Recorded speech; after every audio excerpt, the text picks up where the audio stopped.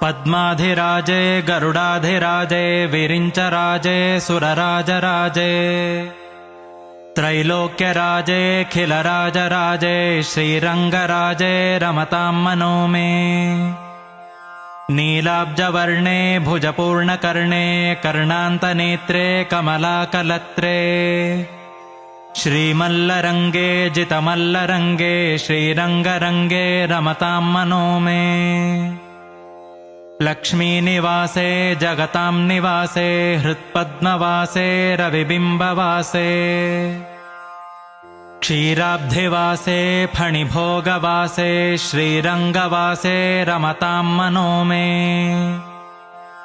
कुबेरलीले जगदेकलीले मन्दारमालाङ्कितचारुफाले दैत्यान्तकाले खिललोकमौले श्रीरङ्गलीले रमतां मनो मे।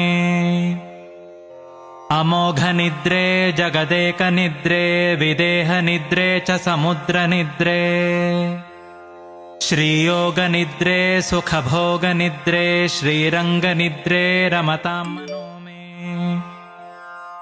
आनन्दरूपे निजबोधरूपे ब्रह्मस्वरूपे क्षितिमूर्तिरूपे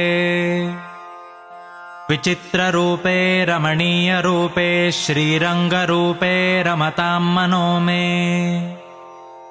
भक्ताकृतार्थे मुररावणार्थे